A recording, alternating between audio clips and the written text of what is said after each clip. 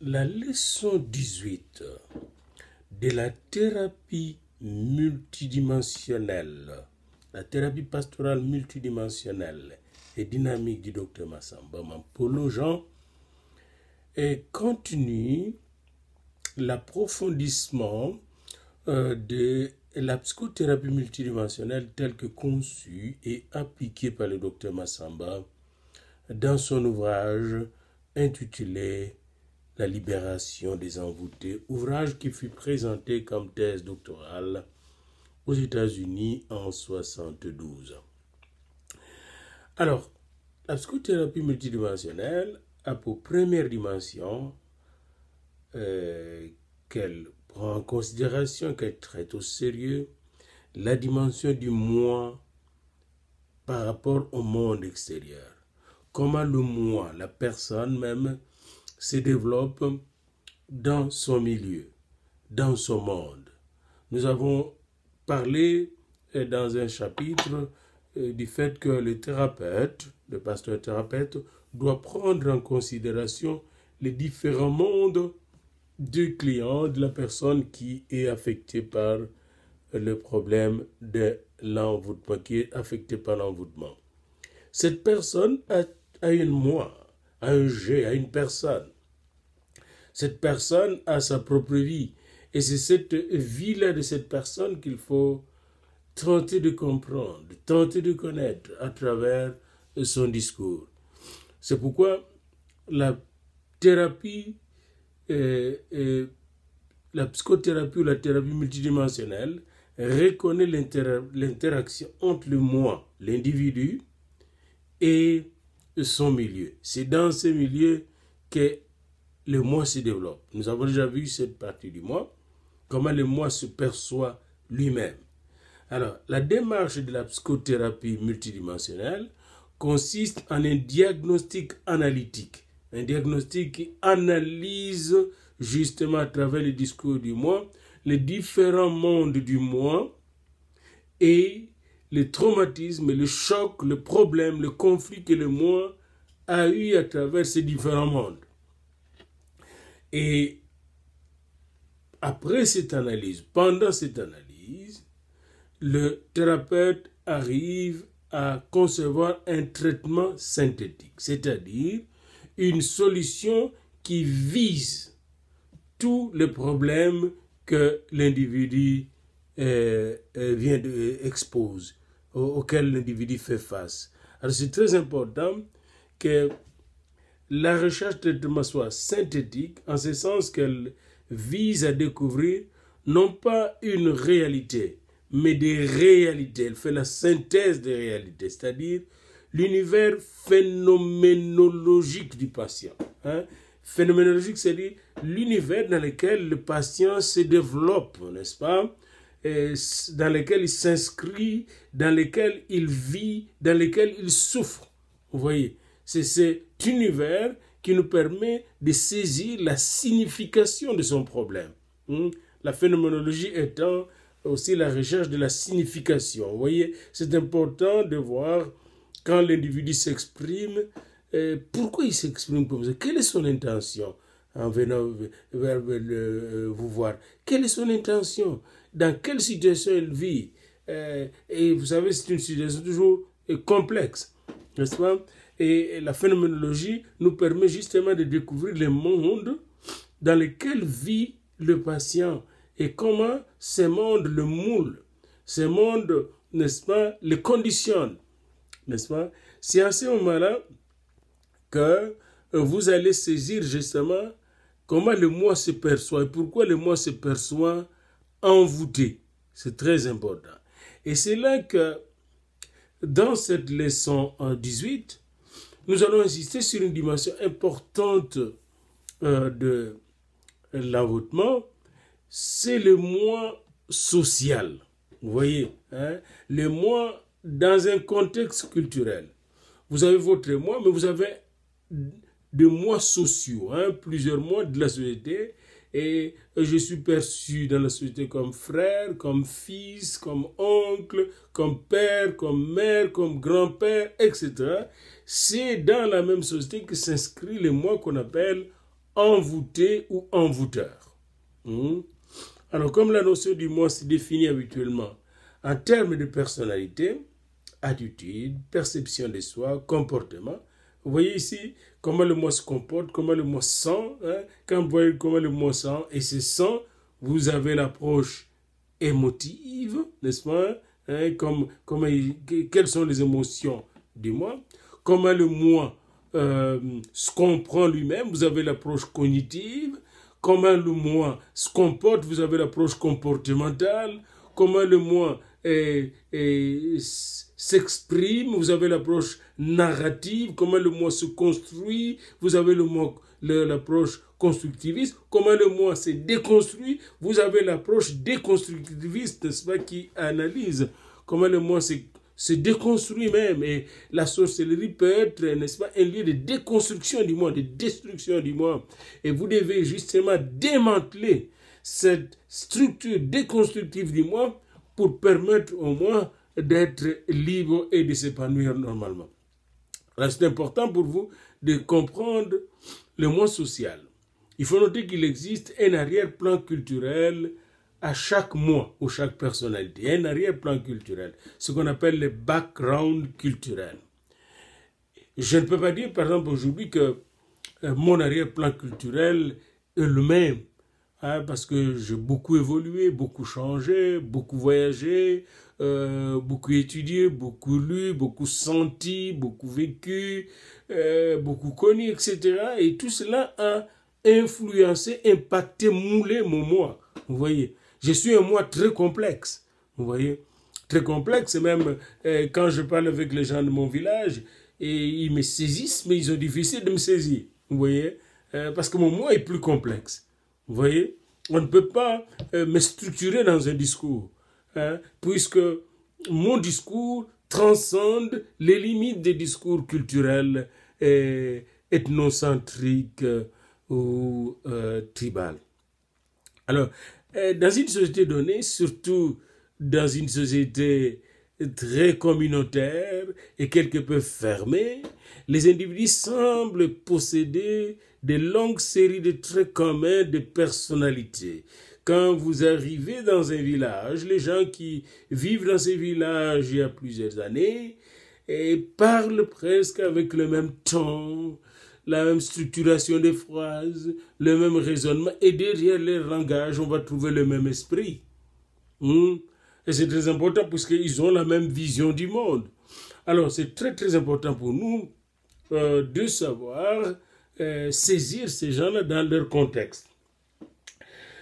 Et l'existence de ces contextes fait qu'il est une sorte de configuration culturelle.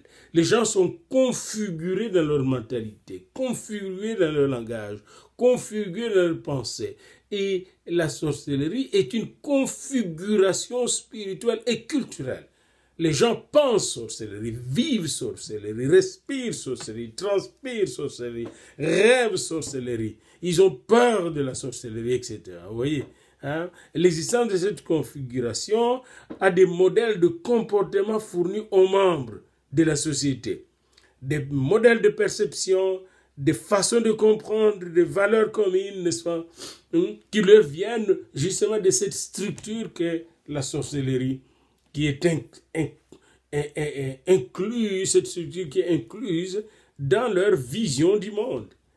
Et cela rend possible la création de réponses émotionnelles unifiées. Quand il y a une maladie, comment les gens réagissent? Quand il y a des morts, comment les gens réagissent? Ce sont des réponses émotionnelles et même comportementales et cognitives structurées. Vous voyez, un individu fait la rencontre de sa propre culture dès l'enfance. Et cette culture les structure sa façon de penser, sa façon d'être. Comme pasteur, vous ne devez pas traiter de façon superficielle. Ne pensez pas que, moyennant une petite prière courte de délivrance, vous avez terminé le travail. Non, ce n'est qu'un commencement. C'est pourquoi il faut faire des disciples. La prière n'est qu'un commencement, mais après cela, il faut leur enseigner. il faut leur apprendre, il faut leur entraîner, leur entraîner, il faut leur former, il faut les initier à marcher d'une manière nouvelle. Ils doivent avoir une intelligence renouvelée, une culture renouvelée. Il y a une déconstruction de la culture sorcellerie qu'il faut faire. Ce n'est pas seulement la délivrance qu'il faut faire. Il faut aller dedans. Alors, les mois sociaux nous permettent de découvrir justement les backgrounds culturels. Les membres de cette société vivent de la même manière. Ils montrent aussi des variations individuelles considérables, certes, parce que chaque mois possède ses propres potentialités, sa propre manière de se développer. Par exemple, Dr Massamba avait sa propre façon de voir et de percevoir les choses, mais on retrouvait toujours ce background culturel. La personnalité n'est pas seulement le résultat du moi perceptif, personnel, mais c'est aussi le résultat des rôles et des états assignés par la société. Vous connaissez les états du moi. Bien, on retrouve dans les sociétés traditionnelles des places qu'on assigne aux gens. Celui-ci est l'oncle, celui-ci est neveu, celui-ci est fils. Il y a des gens qui vont vous garder enfant jusqu'à votre mort. Ou neveu jusqu'à votre mort. Et vous aurez de la misère à vous libérer de ces carcans. La sorcellerie est utilisée pour garder les gens dans cette prison sociale. Alors on se rend compte ainsi du rôle qu'on joue seulement quand on a pris conscience de ce que les autres demandent de nous. Qu'est-ce qu'on vous demande comme frère, comme sœur, comme neveu, comme nièce, comme beau-frère, comme belle-sœur dans une société communautaire? La sécurité et l'estime de soi d'un individu sont liées à l'accomplissement des images sociales et des attentes de la société. On a une image de l'oncle.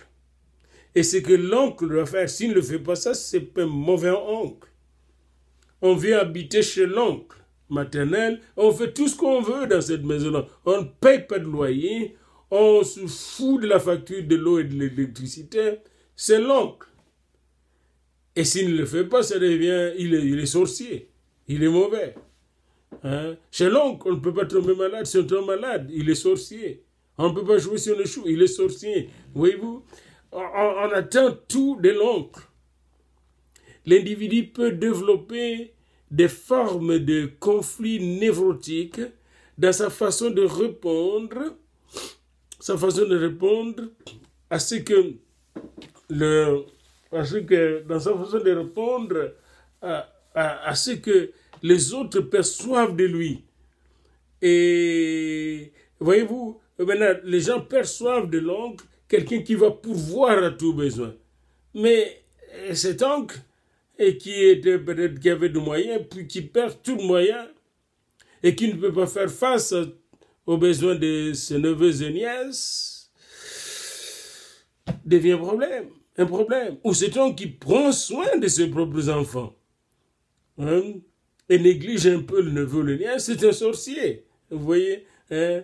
Ah oui, j'ai écouté l'histoire de quelqu'un qui a dit, mon grand frère c'est un sorcier, tous ses enfants sont allés aux études, ils se sont probablement pas occupés de ses neveux et tout ça. Et puis j'ai dit, ils se sont occupés de toi. Oui, mais je comprends pas de quoi tu parles. Est-ce que les neveux n'ont pas leur père? Alors après, je vérifie la nièce qui taxait cette personne de sorcière, restait dans une des maisons de cette sorcière. Et vivait là. Et là, toute une histoire qui a été bien montée. Cette nièce est allée dans une prière quelque part, en Afrique, et pendant la prière, elle s'est mise à parler, et puis la voix qui sortait, c'est la voix de l'oncle, paraît-il, qui parlait, puis on dit, il disait des choses, puis c'est l'oncle. Et le prophète dit, bon, c'est l'oncle qui est sorcier. Voilà. Même le diagnostic est fait de manière tout à fait charlatane, hein? C'est du charlatanisme. Nous devons être sûrs, même d'un diagnostic de sorcellerie, que nous prenons toute la mesure de la chose. Hein? il faut le discernement des esprits. Parce que n'oubliez pas que quand on fait affaire avec la sorcellerie, on a affaire avec l'esprit de mensonge. On ne vous dit pas toute la vérité. Vous devez donc vous fier au Saint-Esprit qui va vous aider à discerner ce qui est vrai et ce qui est faux.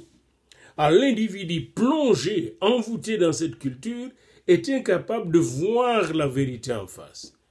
L'individu devient statique. Il perd ses possibilités de direction, de réaction, d'ajustement. Vous voyez, l'individu envoûté devient statique.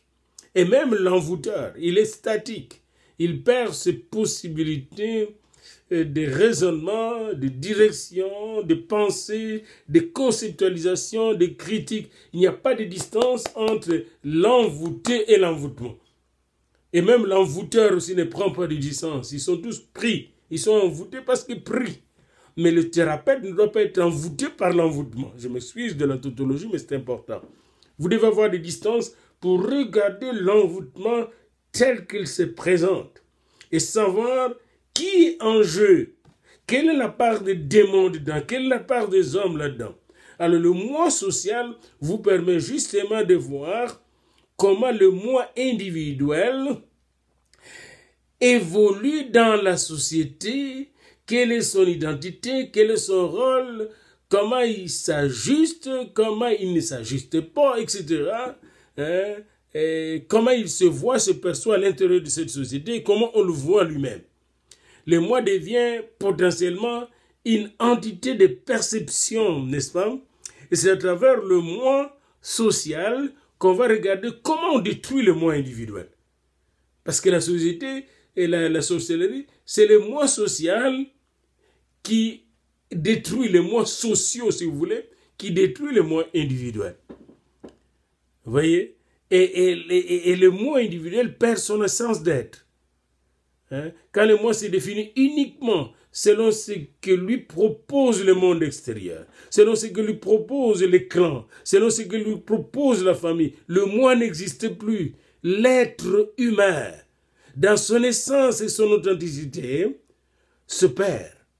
Il est perdu, n'est-ce pas? Il est noyé. Et c'est important pour vous de tenter de le repêcher, de le délivrer. Et c'est ce que justement dit la Bible quand elle nous dit « Vous connaîtrez la vérité et la vérité vous affranchira ». Et c'est très important. Chaque fois que nous nous identifions à la faiblesse, à la faute, à la peur, aux émotions de notre société, l'émotion de l'envoûtement, n'est-ce pas? Nous nous perdons, nous sommes paralysés, notre intelligence est paralysée, notre esprit paralysé, vous voyez. Et l'homme qui se paralyse ainsi, qui est paralysé ainsi, neutralisé, veut devenir un autre, l'oncle qui pourvoit, n'est-ce pas, le grand frère qui pourvoit, etc. Les beaux-frères qui pourvoient, il veut devenir un autre, n'est-ce pas? Au lieu d'être lui-même, il veut devenir l'image que la société lui impose. Et quand il refuse de l'être, il est envoûté. Voilà, il est envoûté. Voilà. Ou bien il est considéré comme un envoûteur. Alors le moi ici s'identifie à la société. Le moi est moi social, il n'est plus un moi personnel. Vous voyez? Et c'est ce moi qui souffre de douleur, c'est ce moi qui est fatigué, c'est ce moi qui est avili, c'est ce moi qui est ensorcelé, envoûté ou qui ensorcelle. Et c'est cette personne qui est dominée par la structure sociale, l'armature sociale, l'architectonique sociale qui utilise la sorcellerie justement pour la garder prisonnière. Alors, la psychothérapie multidimensionnelle selon le Dr Massamba, je suis à la page 118 de son livre, paragraphe 2. La psychothérapie multidimensionnelle voit dans le moi une réalité différente des perceptions et des moyens d'action de l'homme. Quand la psychothérapie multidimensionnelle regarde le moi individuel, hein, il y a le moi social pour le moi individuel, et voit dans le moi une réalité différente de perception. Le moi peut se percevoir différemment, hein, contrairement aux autres qui pensent que tu ne dois te percevoir que comme neveu ou quoi ça. Parce que les sorciers ont j'ai déjà vu quelque chose d'assez ridicule. Un beau-frère qui regarde son beau-frère qui est un peu riche à Kinshasa, mais qui ne lui donne pas de l'argent, pour le beau-frère qui n'avait même pas payé la dot, mais qui était ensemble avec le frère de cet homme-là, et a commencé à dire ça au beau-frère en public pendant un deuil: des hommes comme vous, on va vous manger. Nous allons vous manger, nous les sorciers. Voyez-vous, il y a un abus, même sur le plan sorcellérique. Cet homme n'a pas le droit de toucher un autre. Il ne savait même pas. Et si l'autre à qui il parlait avait peur, n'est-ce pas, il serait paniqué, puis commençait à donner. Mais il n'a pas droit à son sou. Il n'a pas droit à son sou. Et c'est très important de savoir tes droits. C'est très important pour vous. Et savoir que c'est l'être humain que vous êtes est roi dans son royaume. Vous êtes le roi de votre royaume, c'est-à-dire de votre vie. Et personne d'autre ne peut venir vous manipuler, vous intimider, vous déranger. Et j'ai beaucoup aimé la réaction de cet homme qui lui a dit: tu ne sais pas de quoi tu parles. Tu ne sais pas de quoi tu parles. C'est toi qu'on va manger le premier. C'est toi qui vas finir le premier. C'est très important parce qu'en sorcellerie, je reviendrai là-dessus dans un livre que je pourrais peut-être vous recommander, écrit par Jeanne Favre-Sada, qui a étudié la sorcellerie en France, dans le bocage, et elle a découvert quelque chose quand elle suivait les envoûtés, les envoûteurs, hein, les ensorceleurs et les sorciers. Elle a découvert qu'en sorcellerie, quand c'est la parole, c'est la guerre. La guerre se passe dans la parole. Alors souvent, les sorciers intimident les gens, surtout à l'intérieur de la famille, intimident les gens, font peur aux gens. Et où les gens utilisent la sorcellerie pour vous intimider, pour vous manipuler et pour vous extorquer ce que vous avez. Alors, c'est très complexe, mais c'est simple. Vous êtes un individu, la personne qui vous donne, c'est un individu, mais cet individu appartient à une famille et se perçoit plus comme un moi social que comme un moi individuel. Et le problème de la sorcellerie se pose dans sa perception comme moi social, comme moi clanique, comme moi familial. Vous allez le voir même aux élections, les gens vont voter le moi familial, pas le moi individuel. Il ne faut pas regarder les qualités, ils vont voter le moi familial. Dès qu'une société sort du moi clanique et commence à fonctionner sur le moi individuel, la raison prend la place, on commence à bien se développer ensemble. On va développer même le côté social. Mais le moi le moi écrasé par la société est incapable de développer la société. Parce qu'elle-même est incapable de prendre des distances pour regarder ce qui ne va pas dans sa société et transformer cette société. À la psychologie multidimensionnelle voit dans le moi une réalité différente des perceptions et des moyens d'action de l'homme. Le rôle du thérapeute est d'atteindre les causes des images de soi destructives, images qui viennent souvent de la collectivité, de la communauté, du clan. Et ces images qui sont profondément enracinées chez le patient, l'individu, et qui se trouvent dans la part inconsciente de sa personnalité. Alors, par la psychanalyse, ces images de soi et ces complexes sont amenés à la conscience claire du patient. Par exemple, celui qui disait qu'il n'avait pas payé la dot de sa troisième femme. Il faut voir que dans sa société, comme il est riche, il doit avoir plusieurs femmes. Un riche doit avoir plusieurs femmes. Et quand il prend chaque femme qu'il prend, il doit la marier. Et maintenant, lui ne fonctionnait pas, il est devenu impuissant. Il dit non, parce que je n'ai pas payé la dot. Ou parce que mes deux premières femmes sont contre ce mariage. Il cherche l'explication dans le moi social, à l'extérieur, à travers la sorcellerie et l'envoûtement. Il faut revenir à la personne même. et lui montrer qu'au-delà de 50 ans, là, c'est rare qu'on fonctionne sexuellement avec 3 femmes. Il y a un problème. Tu as déjà des problèmes dans ton appareil sexuel. Et c'est physiologique, c'est scientifique. Vous voyez, il faut mettre la personne devant ses responsabilités et progressivement le faire sortir de ces structures aliénantes qui l'empêchent d'être la personne qu'il faut. Voyez-vous, c'est plus que la prière. Et la prière devient même puissante quand la personne peut sortir, réaliser qu'elle est prisonnière, qu'elle est dans la servitude, qu'elle doit sortir de cette servitude pour commencer à fonctionner normalement. Et c'est très important, il y a cette guerre entre le moi individuel et le moi social. Si le moi social est aliénant,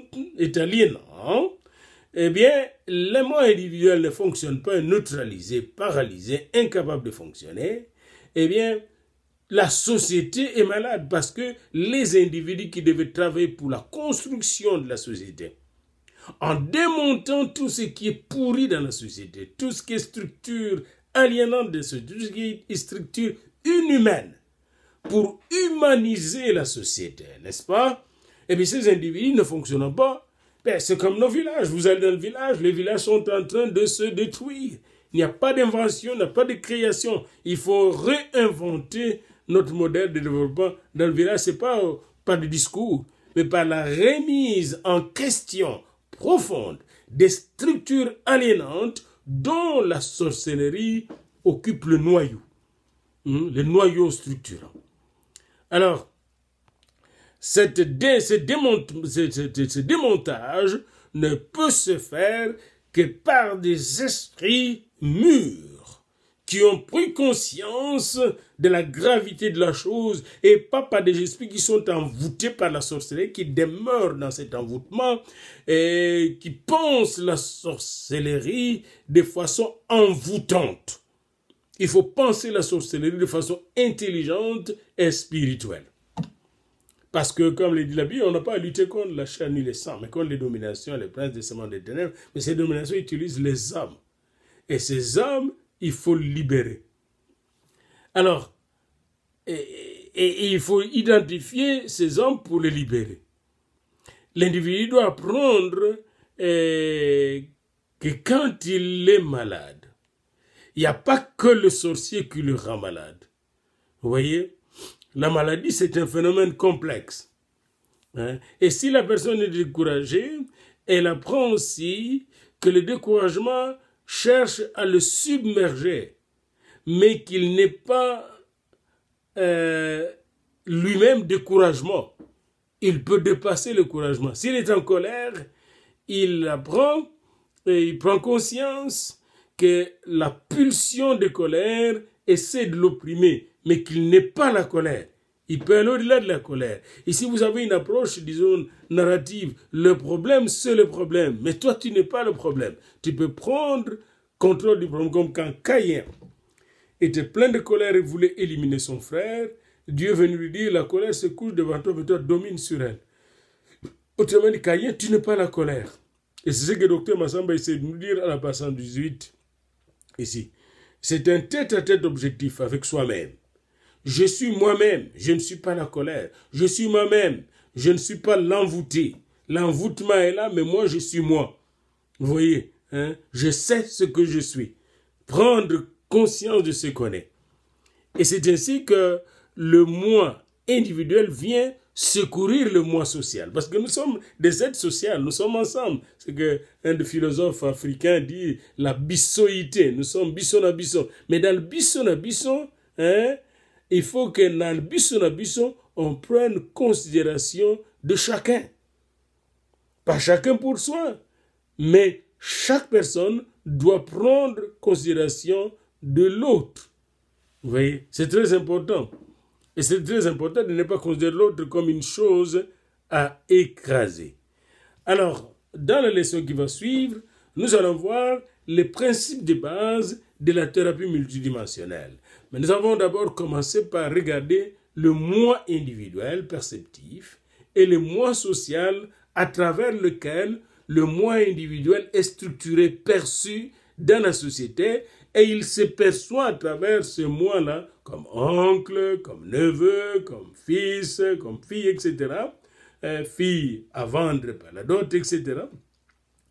Et à travers ces perceptions vient le problème de la sorcellerie. Parce que si tu n'agis pas comme on te perçoit, eh bien tu auras des problèmes. Et si je suis malade, ben je vais regarder comment j'ai mal agi ou comment les gens m'ont perçu. Alors je conclus, on est en train de m'envoûter. Probablement c'est long, probablement c'est... Voyez-vous, ça fonctionne dans ce système.